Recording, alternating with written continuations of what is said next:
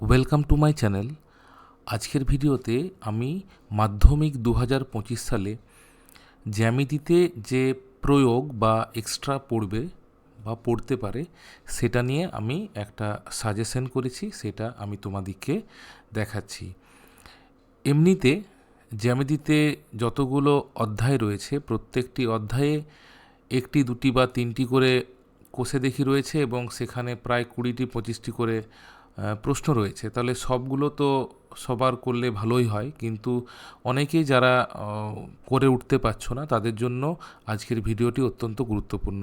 তোমরা পরীক্ষা দেওয়ার আগে অবশ্যই এই কটি যতগুলো আমি এক্সট্রা তোমাদেরকে বলছি তোমাদের বইয়ের থেকেই, সেটা তোমরা দেখে গেলে তোমাদের অনেকখানি সুবিধা হবে।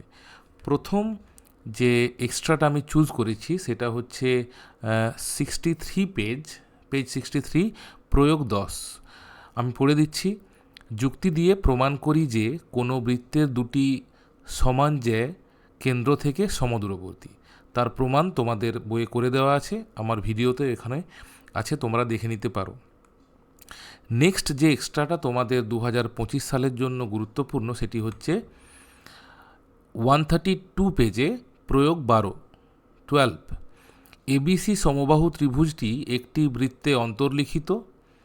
বিসি উপচাপের উপর পি যে কোনো একটি বিন্দু, প্রমাণ করি PA equals to PB plus PC. এটি একটি গুরুত্বপূর্ণ বলে আমার মনে হয়েছে, তোমরা এটা দেখে যেতে পারো। নেক্সট হচ্ছে 242 পেজে প্রয়োগ 6। এবিসিডি একটি ট্র্যাপিজিয়াম অঙ্কন করেছি যার এবি প্যারালাল টু ডিসি।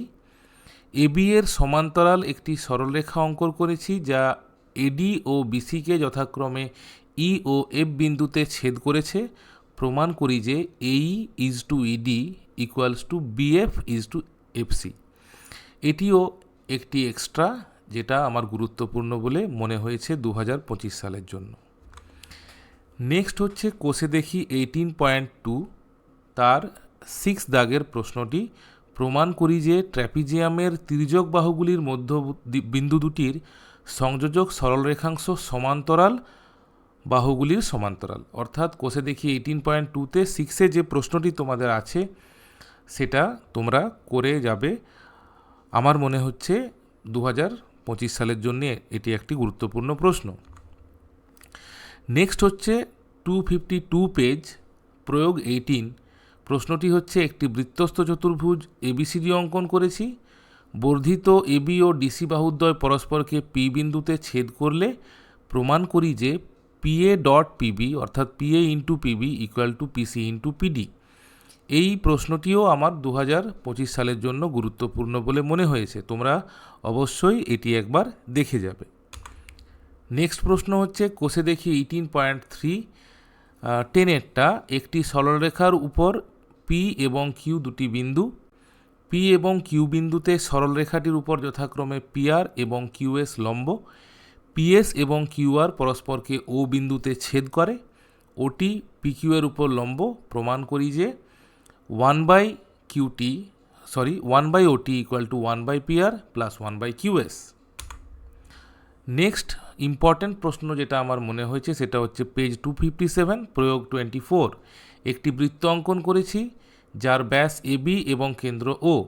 বৃত্তের উপরস্থিত কোনো বিন্দু পি থেকে এবি ব্যাসের উপর একটি লম্ব অঙ্কন করলাম যা এবিকে এন বিন্দুতে ছেদ করলো। প্রমাণ করি যে PB square equal to AB into BN. এটিও একটি 2025 সালের জন্য গুরুত্বপূর্ণ প্রশ্ন, তোমরা পরীক্ষার আগে অবশ্যই সাজেশন হিসাবে এটা তোমরা দেখে যেতে পারো। নেক্সট প্রশ্ন যেটা আমার 2025 সালে ইম্পর্টেন্ট মনে হয়েছে সেটা হচ্ছে পেজ 288 প্রয়োগ 6। ট্রায়াঙ্গেল এবিসি এর অ্যাঙ্গেল এ সমকোণ এবং বিপি ও সিকিউ দুটি মধ্যমা হলে প্রমাণ করি যে 5BC square equal two 4 into BP square plus CQ square. এটিও একটি গুরুত্বপূর্ণ প্রশ্নের মধ্যে পড়ে এবং তোমরা অবশ্যই এটা পরীক্ষার আগে দেখে যাবে।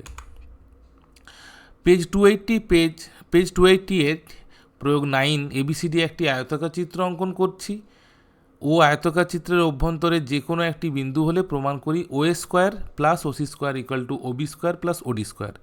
এটিও একটি গুরুত্বপূর্ণ প্রশ্ন প্রত্যেক বছরেরই জন্য, যেহেতু গত বছর পড়েনি তাই এটি এই বছরের জন্য গুরুত্বপূর্ণ, তাই তোমরা এটা একবার দেখে যাবে। লাস্ট 3টি প্রশ্ন আমি বলছি, তাহলেই এক্সট্রার সাজেশন শেষ হবে। কোষে দেখি 22(6) দাগের যে প্রশ্ন রয়েছে, এবিসি একটি সমবাহু ত্রিভুজ, এডি বিসির উপর লম্ব হলে প্রমাণ করি AB square plus BC square plus AC square equal to 4AD square. এটি একটি ইম্পর্টেন্ট প্রশ্ন। 8 দাগের যে প্রশ্নটি রয়েছে, এবিসিডি চতুর্ভুজের দুটি কর্ণ পরস্পরকে লম্বভাবে ছেদ করলে প্রমাণ করি যে AB square plus CD square equal to BC square plus DA square. এবং শেষ প্রশ্ন 12 দাগের প্রশ্নটি, এবিসি ত্রিভুজের এ সমকোণ, সিডি মধ্যমা হলে প্রমাণ করি যে BC square equal to CD square plus 3AD square. তাহলে যে সকল প্রশ্নগুলি আমি তোমাদের বললাম সেগুলো তোমরা এক্সট্রা হিসেবে দেখে যেতে পারো। জ্যামিতিতে উপপাদ্যের পরবর্তী প্রশ্ন বা উপপাদ্যের সাথে যে প্রশ্নটা থাকে একটা এক্সট্রা, সেই এক্সট্রাটা অ্যাটেম্প্ট করার জন্য অনেকগুলো কোর্সে দেখি করে যেতে হয়। অনেক ক্ষেত্রে ছাত্রছাত্রীরা সেটা মনে রাখতে পারে না, তাই এই কয়টি যেগুলো আমি বললাম তোমাদের এই ভিডিওতে, তোমরা অবশ্যই একবার দেখে যাবে। তোমাদের মাধ্যমিক পরীক্ষাতে অবশ্যই এটি কাজে লাগবে। সবাইকে অনেক অনেক ধন্যবাদ এবং তোমাদের আগামী মাধ্যমিক পরীক্ষার জন্য অনেক